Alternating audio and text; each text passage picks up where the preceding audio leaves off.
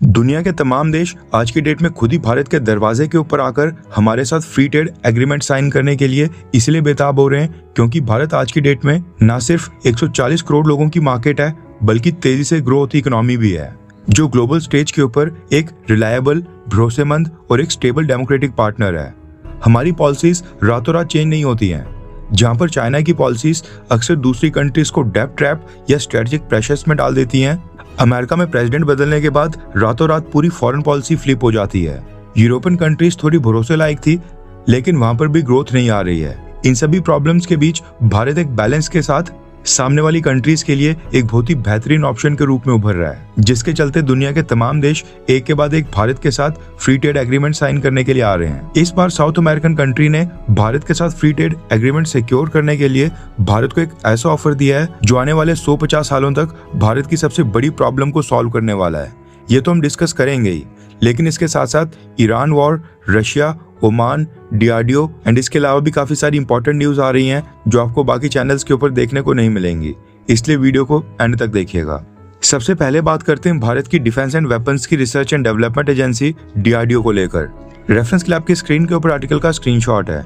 News आ रही है कि पिछले कल 31 मई को DRDO के chairman Sameer V Kamat sir का कार्यकाल खत्म हो गया है, लेकिन भारत सरकार ने नए DRDO चेयरमैन की घोषणा नहीं की है। इसीलिए न्यूज आ रही है कि भारत सरकार ने defence secretary Rajesh Kumar Singh sir को DRDO के चेयरमैन का एडिशनल चार्ज दे दिया है। समीर V कामत सर को 2 बार 1-1 साल की एक्सटेंशन मिली थी।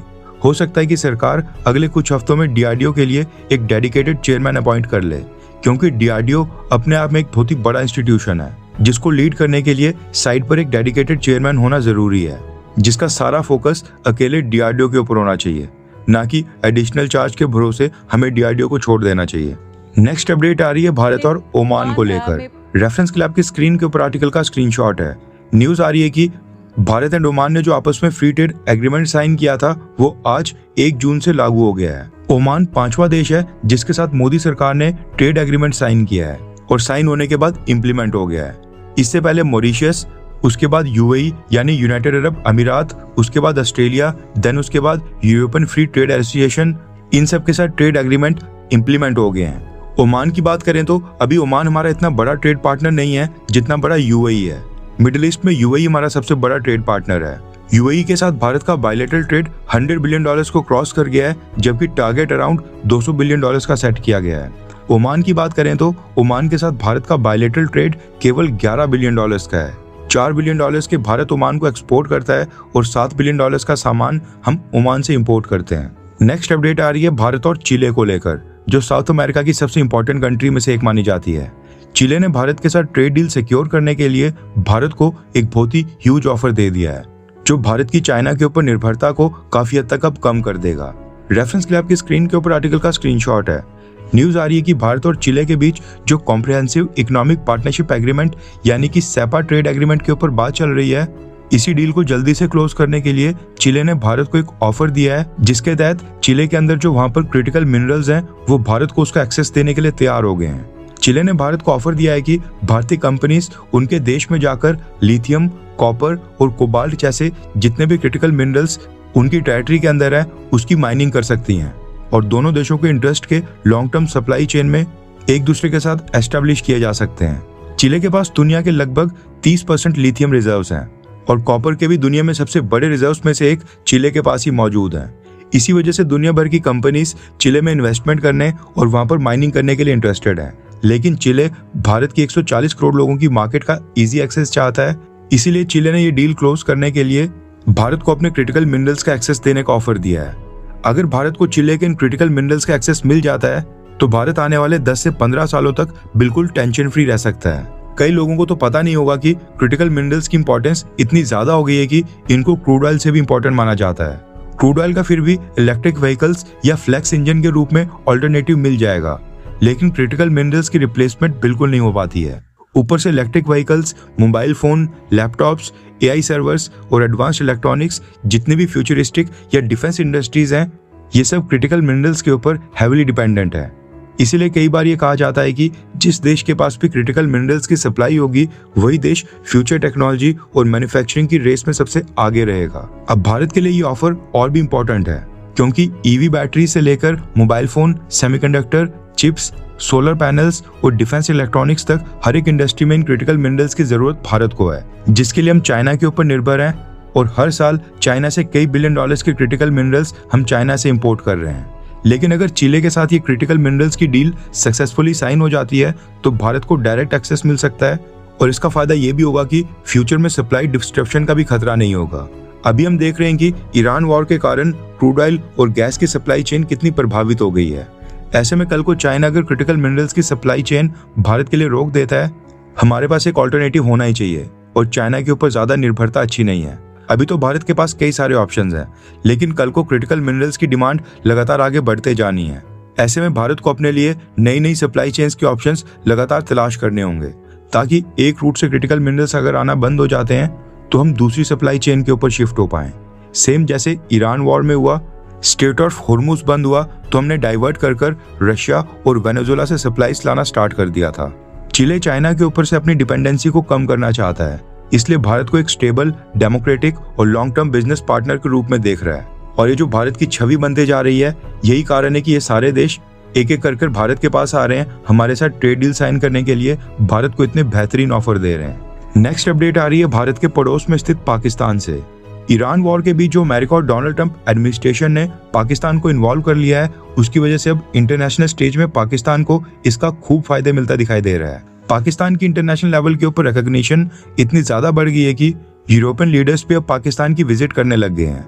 रेफरेंस के लिए आपके स्क्रीन के ऊपर आर्टिकल का स्क्रीनशॉट है। न्यूज आ रही है कि यूरोपियन यूनियन की high representative for foreign affairs and security policy और vice president of the European Commission miss Kaja Kallas आज एक डेलीगेशन के साथ पाकिस्तान आई है, जिसमें Pakistan European Union strategic dialogue की अगले राउंड की बातचीत होगी और साथ में रीजन में जो बाकी कॉन्फ्लिक्ट्स चल रहे हैं, यानी कि ईरान वॉर, इसके ऊपर भी चर्चा की जाएगी। कहने का मतलब है कि ईरान वॉर में नेगोशिएशंस करवाने के चक्कर में पाकिस्तान का स्टेटस थोड़ा सा बढ़ गया है और पाकिस्तान भी उसका पूरा फायदा उठाते दिख रहा है। पहले बस टर्की और अजरबैजान के लीडर्स ही पाकिस्तान आते थे, लेकिन अब साफ नजर आ रहा है कि वेस्टर्न कंट्रीज के लीडर्स भी पाकिस्तान को कॉन्टैक्ट कर रहे हैं, खास इसीलिए ताकि वो पाकिस्तान के through Iran nuclear peace deal की प्रोग्रेस का असेसमेंट करें और पाकिस्तान इस मौके का पूरा फायदा उठा रहा है। नेक्स्ट अपडेट आ रही है भारत के ऑटोमोबाइल सेक्टर को लेकर, जिससे संबंधित हमारे road transport and highways minister Nitin Gadkari sir ने एक बहुत ही बड़ी अनाउंसमेंट की है। दरअसल आज से ठीक 4 दिन बाद 5 जून को वर्ल्ड एनवायरनमेंट डे है और नितिन गडकरी सर ने अनाउंस किया है कि इसी मौके पर 5 जून को मारुति सुजुकी कंपनी भारत में अपनी पहली 100% इथेनॉल यानी कि E100 flex fuel passenger car launch करेगी, जो पेट्रोल के बिना सीधे 100% इथेनॉल के ऊपर चल सकेगी, यानी 1% भी इसके अंदर पेट्रोल फ्यूल के तौर पर इस्तेमाल नहीं किया जाएगा। मॉडल का नाम तो खैर अभी तक ऑफिशियली अनाउंस नहीं किया गया है, लेकिन ये माना जा रहा है कि वैगनार फ्लेक्स फ्यूल या फिर फ्रॉन्क्स फ्लेक्स फ्यूल हो सकती है। इन दोनों में से कोई एक मॉडल हो सकता है। वैसे कई लोग सोचते होंगे कि इथेनॉल को अगर सरकार इतना पुश कर रही है तो इथेनॉल की कीमत आखिरकार कितनी कम होती है। नितिन गडकरी सर के मुताबिक इथेनॉल लगभग 65 रुपए पर लीटर के आसपास मिल सकता है, यानी पेट्रोल जहां पर 110 रुपीज पर लीटर तक जा रहा है, उसके साथ तुलना करें तो ये बहुत ही बड़ा डिफरेंस है। ऊपर से प्रोक्योरमेंट देश के अंदर से ही होगी, पैसा भारत के अंदर रहेगा, बाहर नहीं जाएगा, इसलिए सरकार इथेनॉल को पुश दे रही है। एक और पॉइंट ये भी है कि 100% इथेनॉल यानी फ्लेक्स फ्यूल वाली जो भी गाड़ियां होंगी, इनमें इंजन के अंदर बड़े बदलाव करने पड़ेंगे। इंजन पार्ट्स के ऊपर एंटी कोरोजन कोटिंग लगाई जाती है और इग्निशन सिस्टम को भी मॉडिफाई किया जाता है ताकि इथेनॉल सही ढंग से बर्न हो सके। इसलिए 100% इथेनॉल वाली गाड़ियां पेट्रोल इंजन के मुकाबले 40 से 50 हजार तक महंगी होंगी। अब सवाल ये है कि अगर आप E100 कार खरीद भी लेते हैं तो उसमें 100% इथेनॉल भरवाएंगे कहां से?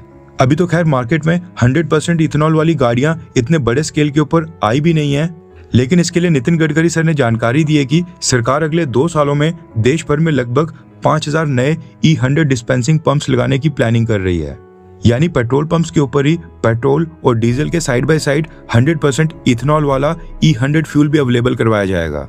वैसे नितिन गडकरी सर के एक्शंस को देखकर ऐसा लग रहा है कि नितिन गडकरी देश के अंदर 100% इथेनॉल करके ही मानेंगे। अगर इतना ज्यादा पुश इन लोगों ने ईवीज को किया होता, इलेक्ट्रिक व्हीकल्स को किया होता और उसका इंफ्रास्ट्रक्चर भारत में लगाया होता तो भारत आज काफी आगे होता। वैसे अगर आपको कोई पूछे कि मोदी सरकार में कौन से मिनिस्टर्स हैं जिनकी परफॉर्मेंस सबसे खराब चल रही है, जो अपने खुद के साथ साथ सरकार को भी बदनाम करने का काम कर रहे हैं और इनको बदलने का समय आ गया है, नीचे कमेंट कर राय बताएंगी आपके अकॉर्डिंग वो कौन सा मिनिस्टर है। 3 ऑप्शंस तो खैर मुझे ही साफ नजर आ रहे हैं, एजुकेशन मिनिस्टर धर्मेंद्र प्रधान, नितिन गडकरी और निर्मला सीतारमन। पिछले कुछ सालों से इनके एक्शंस के कारण इनकी काफी बदनामी हो रही है, जिसकी वजह से सरकार को भी टारगेट किया जा रहा है। अब इनमें से आप किस मिनिस्टर को इनके पद से हटाना चाहेंगे और एक नया मिनिस्टर लाना चाहेंगे? कमेंट कर अपनी राय बताएं।